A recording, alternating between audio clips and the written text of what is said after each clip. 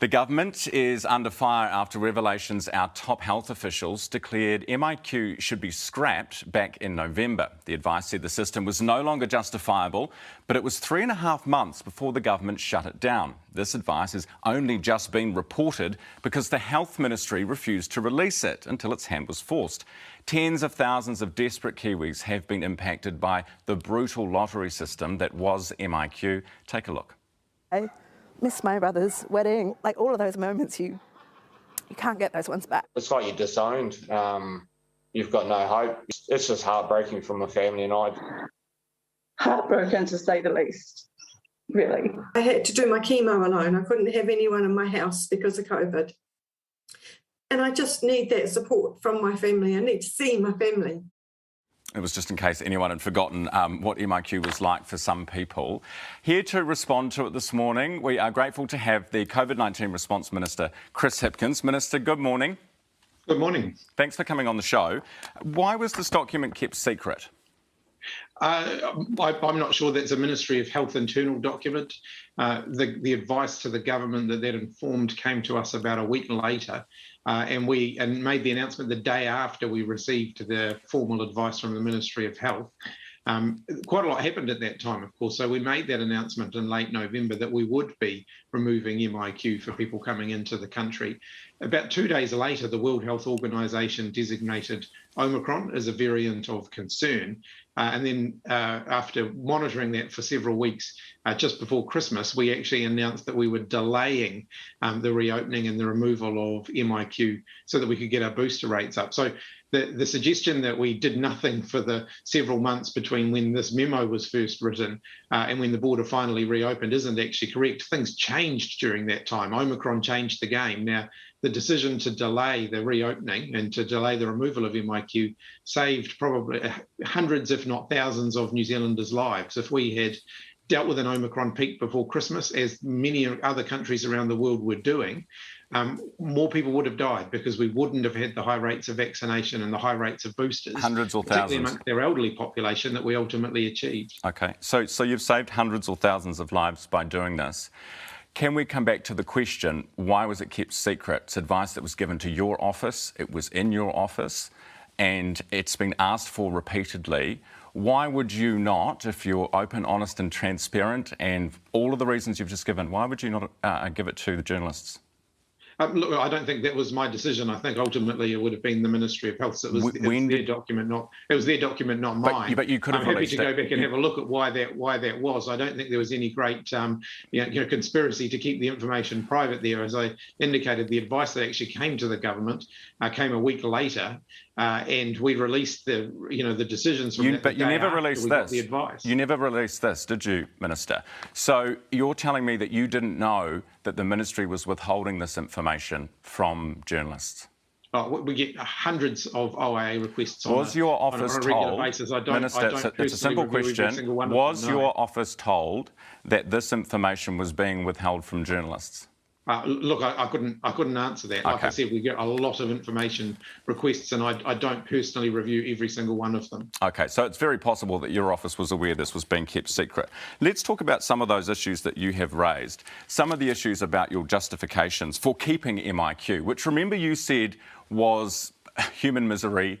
You agreed with that sentiment for some people. You said you wouldn't keep it a day longer than you needed to, right? And here you have your top health officials. You've got Dr. Ashley Bloomfield, you've got Caroline McElnay saying it's no longer needed, it's no longer justifiable, and we can start moving away from it. Why didn't you do it quick smart?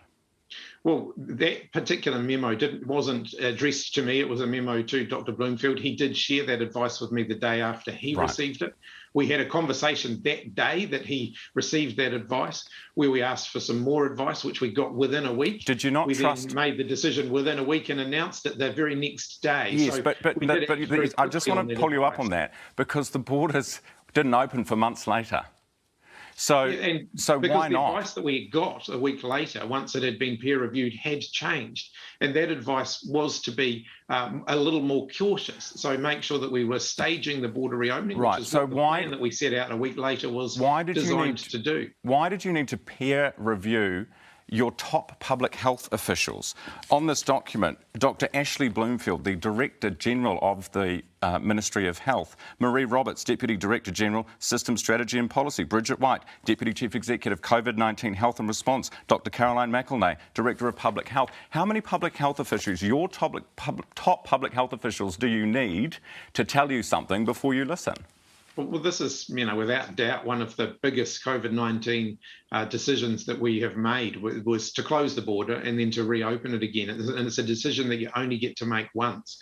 So we asked for some extra advice on that. Okay, that's interesting. We did that very quickly, so when and then we made the decision. Okay, that's interesting. So when you closed the border for the first time, did you do the same thing? There was a different. Look, I wasn't the minister at the time, so you were in cabinet. Exactly all of the advice. You were in cabinet. Did you ask for outside advice when you closed the border and cost the economy billions of dollars? There was a huge amount of advice coming into government. Independent? But the reality is, independent the advice? reason we were cautious here is when you reopen the border, you only get to do it once. The next time the World Health Organization designate a variant of concern, the reality is we won't have that choice of saying, let's delay it to coming into New Zealand, which we could do with Delta, we could do with Omicron. Agreed. So we were very careful in making this decision because it's a decision that's not easily reversed. Agreed, but you could have sat there forever twiddling your thumbs and thinking, well, the next variant could be around the corner. The fact is, at the time you got this advice, you didn't know Omicron was coming. Well, and the timeline is very clear. We didn't wait. We made the decision within a week of that memo being circulated and announced it the next day. The decision that subsequently came after the World Health Organization designated the new variant of concern, which was only 2 days after that, to delay the border reopening, was still the right decision to make. And in fact, you'll find many of the people who were criticising the decision in November subsequently endorsed the decision to delay the border reopening because of Omicron. And New Zealand is overall much better off because we did that. Yeah, but you can't say we saved all these lives, we did the right thing, because hindsight's a good thing. Look, we were very clear at the time, and we made this announcement of reconnecting New Zealanders. I think I can give you the exact date. It was on the 24th of November. We made the decision around the timetable to reopen, and we were very clear at the time that that was a staged reopening, that it would start in January, and that it would continue from there.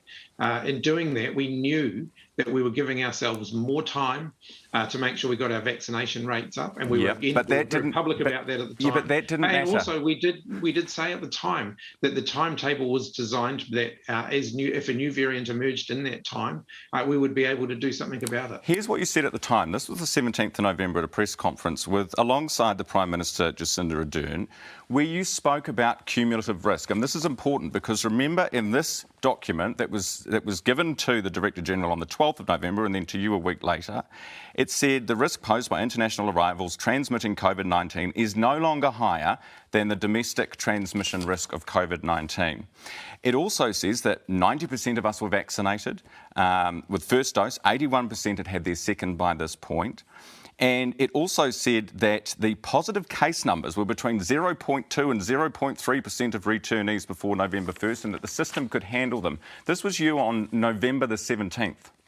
But one of the things that we have to consider is cumulative risk. So even if we are dealing with 100 to 200 cases in the community in New Zealand today, the changes that we make at the border could significantly increase the number of people travelling across the border.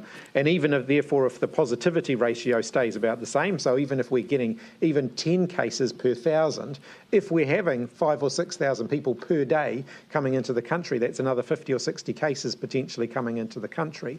And so we have to make sure that we're ready for that. Where did you get cumulative risk from? Oh, look, that's absolutely correct, and that was, in fact, part of the discussion that came with the subsequent advice a week later when the government actually received. So you were talking about advice you hadn't received. Think about this in the context that we were dealing with at the time, not today's context. Now, today, when we're dealing with thousands of new cases a day, we're in a very different position. Then we were dealing with still a relatively small number. It was in the early hundreds at the time, and potentially we would have been introducing hundreds of new cases across the border. at that time. And so it was quite different to now. Now, the risk is absolutely different now. The whole thing, is changed. New Zealand has COVID-19 circulating in the community. It was not circulating in the community in the widespread scale that it is now back when we were making these decisions. Well, there were 1,300 people with COVID who were close contacts with COVID who were isolating at home on the 10th of November. And on that day, there was no one at the border with COVID because everyone was double vaxxed and negative test. Well, and there would have been a couple of hundred people at the border that day. We're now getting 4,000 people across the border on a daily basis, negative. And that number grows every day. Who are testing negative? Most are, but again, that's a reflection of the fact that the world's position has changed since then. Omicron was right at its growth peak at the particular time that this was happening. The world was experiencing a significant resurgence in COVID-19 cases. As the world has seen that position has changed now. Vaccination rates are higher around the rest of the world. Pre-departure testing is the system that we've put in place there is working very smoothly. So you can't consider any one thing in isolation. This was one particular piece of advice. The advice had already changed by the time the government made a decision a week later. Yes, because you went and got different advice, which we now know. But just before you go, Minister, I do want to ask just one final question. All said and done, given what you knew, given what you know now, given what the pain and the misery, and we've heard about the 80% of people who went through MIQ who said they suffer from mental health issues as a result, depression, anxiety. Do you want to say sorry? Well, look, first of all, it wasn't a question of getting different advice. The advice in the memo that you're talking about was internal Ministry of Health advice that was assessing only the public health risk. It didn't say it didn't provide guidance or advice on what we should do about that. And that advice arrived a week later. And that advice was quite clear that we shouldn't move immediately, that we should have a staged reopening, which was what we announced the day after that. I have acknowledged all the way along in every public statement that I've made about MIQ that it has had a huge toll for many people who have been affected by it. The delay that we made just before Christmas, I acknowledge too, took away some certainty that people had been really looking forward to. They've been making their plans and then they had to delay those by another couple of months. And I acknowledge that had a huge cost on people, particularly at that time of year. None of the decisions that we've made around the border have been made lightly. And in fact, what you see through the chain of written advice that we've received on this is that we did sweat those decisions and we did make sure that we were making very robust decisions here.